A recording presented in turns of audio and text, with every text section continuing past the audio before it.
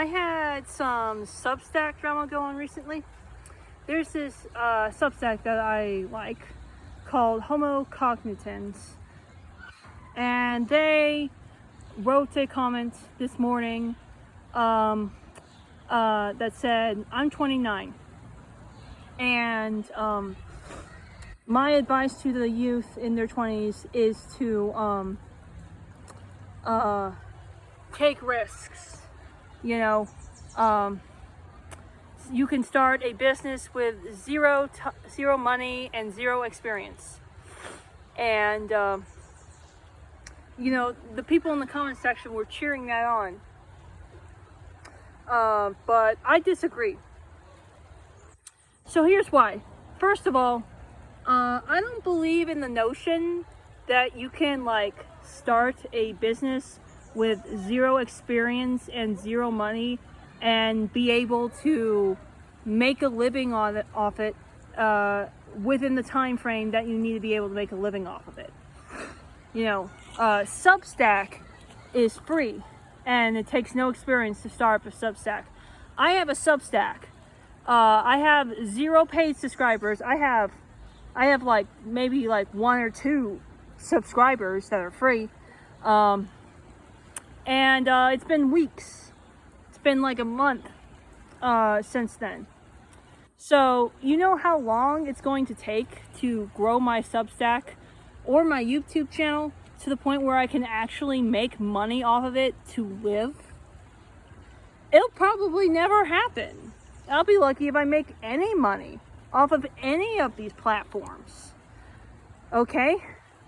And even so, like, you have to, like, invest in your company. You have to buy, like, camera equipment, software, all these things to make your business better. You know, just because you can start a business for free doesn't mean that, like, you don't have to improve it. And when you improve it, that it's not going to take money to do that. It will. So that's number one. Number two is that even if you can make a business without money or experience, you still have to put in time and effort. And those things are limited, just like money is for the average person, for anyone really. You know, and if you're in your 20s and you're not like living off your parents' dole or anything like I am, you need to pay rent. You need to have a car and be able to maintain that car, unless if you have like an amazing public transportation system nearby. You need to buy food. You need to like pay for utilities. You need to buy clothes. You need to buy furniture. You need to buy gas. You probably have a bunch of student loan debts on your head, and it's all incredibly expensive, and it's gotten more expensive as time has gone on, not less. Okay. Third of all, in order to like have money, you need a job. In the vast majority of cases, you need a job. And the thing about the job market is that the job market is more brutal than ever. I mean, there have been times where, like the Great Depression or like the 1970s or whatever, where the situation was bad. Okay, sure. But like nowadays we got AI. We got jobs being shipped overseas. You know, we got private equity. We got a whole bunch of stuff. Okay, that cuts down on jobs. So that way you can't get a job. And because of that, the job market is more brutal. You know, like, I've moved to Utah, and in that time I was employed 3 times. The first time was at a school for the deaf and blind. It was a good steady job. I got paid like $16 an hour. It was good. I screwed that up. I didn't follow through with the tasks that were assigned to me, but basically administrative tasks though. But they fired me because of that. And that was my fault. But, you know, it took months to get that job. And then it took months more to get another job. And that job was at the Habit Burger. A Habit Burger, not the Habit Burger, whatever. And I worked there for like a day, officially for a day. I did some training, but then I worked for a day. And I had a fast food job beforehand that I worked 3 years in Georgia. And I did pretty well. I wasn't great, but I did well. And I took all the skills that I had for that job and I applied to this one. And I was on the top of my game. Sure, I made mistakes, but hell, it was like my first week. But that wasn't good enough for them. And they sat me down, again, on the first day of actually working. And they said, you know, you're not meeting our expectations. So if you don't shape up by like the end of the week, I think they gave me till Thursday actually, you'll be fired. And I already had a previous firing on my record. And the thing about being fired nowadays is that people would like filter your resume through AI. So if they see like firing, you know, especially like 2 firings, they'll just toss it out. So I said, nah, I'm not going to risk that. I can't. There's no way I can improve to your standards in 2 days. And keep in mind that they tried to make me sweep and mop perfectly, according to them. It had to be perfect. An entire dining room, a huge dining room in 20 minutes. 20 minutes! That takes me about as long to sweep the damn thing. Much less sweep and mop perfectly. But they expected that out of me. And so I was like, nah, I can't have another firing on my list. So I quit that job. My third job was at a school, and I was a classroom aide, and it was a good job. I did great. The teachers loved me. They even made me a small 3D printed axolotl. Everything was going wonderful. I was helping the kids. I was testing them very well. And they pulled me in, and they fired me anyways. And the reason for that is because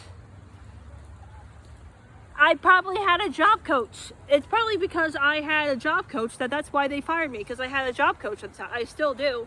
I just don't have a job. So, and with my last 2 jobs at the Habit Burger and at the school district, everyone was surprised at how the management treated me. Everyone, even my very stone-hard, conservative, pull yourself by the bootstraps parents, were shocked at how I was treated at those last 2 jobs. But that's how it was. And it took me months at a time to get those 2 jobs. And so imagine if I had to pay rent then. You know, I had some money stored up, but I would also need food. I would also need some other miscellaneous expenses. What would I do then when I have months to go before I get another job?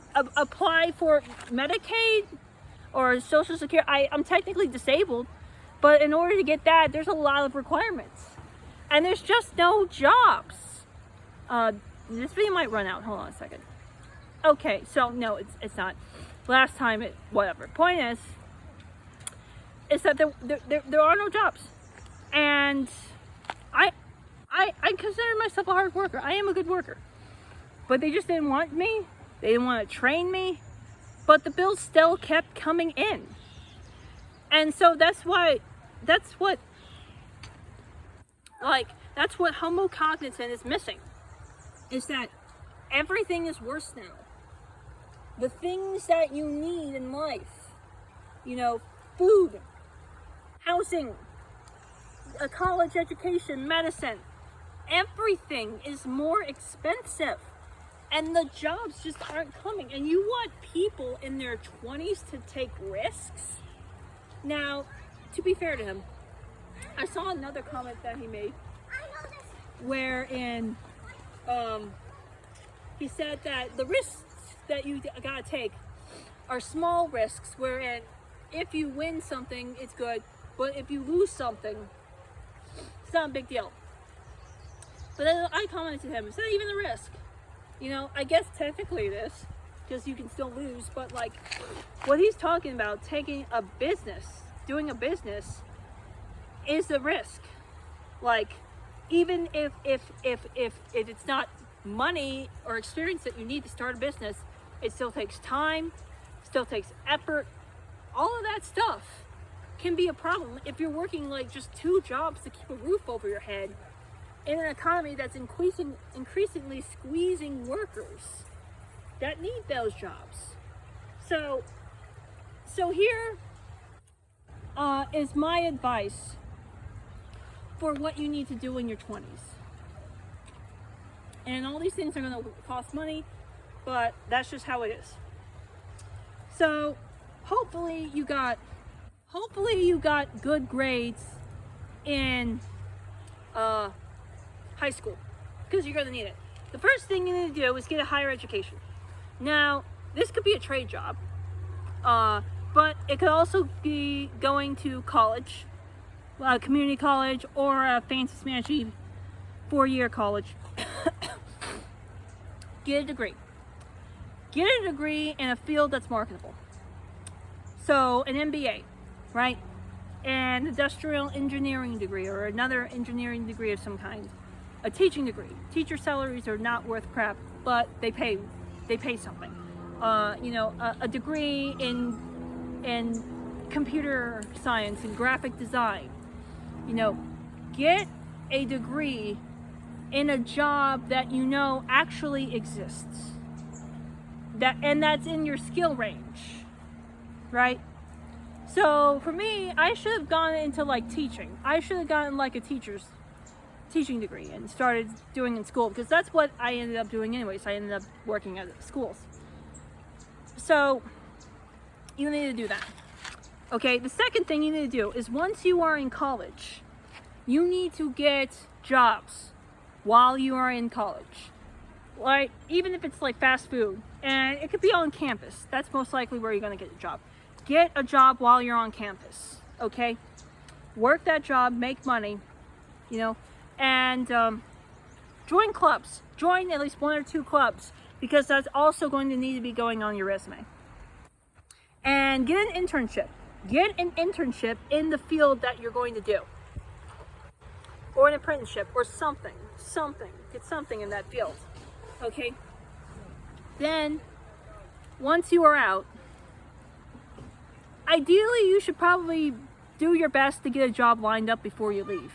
You should be like giving out your resume to get a job beforehand. But afterwards, you need to send out as many resumes as you can. Hundreds and hundreds of resumes to get a job. Okay? Then, after that, the next thing you need to do is you need to learn how to write emails. I know ChatGPT writes emails, but to be honest, I think you shouldn't be relying on AI for everything. So you need to learn how to at least write a decent email. And trust me, email etiquette sucks. Like, any little tiny, like, innocuous thing could be perceived as rude by the people that hold you by the balls and pay your bills. But I'm telling you, you have to do it. You have to, write emails, okay? And you have to learn how to network. You gotta learn how to promote yourself. You gotta learn how to dress nice. You gotta learn how to manage power. That's the other thing you gotta do. You gotta do all these things, and you gotta do it consistently. And you do it for years and years and years, and you're likely to succeed. That's what my older sister did, and she's married, she's in Britain, and she made $100,000 before she turned 30. Okay? I followed my dreams. I'm 29. Okay? I'm not that much younger than her. I have no job. I never lived on my own. I don't have a boyfriend. I don't have a car. I can barely drive. Okay? And I got like a Substack and a YouTube I post on, but I'm not making any money off of it. That's what happened with me. Don't be like me. Okay? Actually make yourself into a professional. And I know in another comment that Homo Cognizant wrote, he said that self-improvement wants you to make a better version of yourself. I want you to make a truer version of yourself. Yeah, but the truer version of yourself needs to eat just as much as the self-improvement version of yourself. And the thing is that the true version of yourself probably won't pay the bills. It probably won't get you hired. It probably won't make your YouTube channel or your Substack or whatever social media successful. Okay? Don't be yourself. That's bullshit. Be the you, the version of you, the skills of you, the personality of you that's most likely to align with the version of you that is most likely to get hired, the most likely to get clicks, the most likely to make money. Because at the end of the day, it doesn't fucking matter. You need to eat. You need to pay your bills. You need to pay your rent. Okay? You can't go on this self-exploratory journey of finding yourself if you're homeless. Or at least you don't want to. Alright? So cut the dreams crap. Okay? That can be a hobby.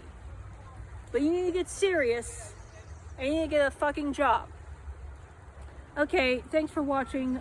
Subscribe if you like. I don't care. I just feel like I need to get this out there. Thanks for watching.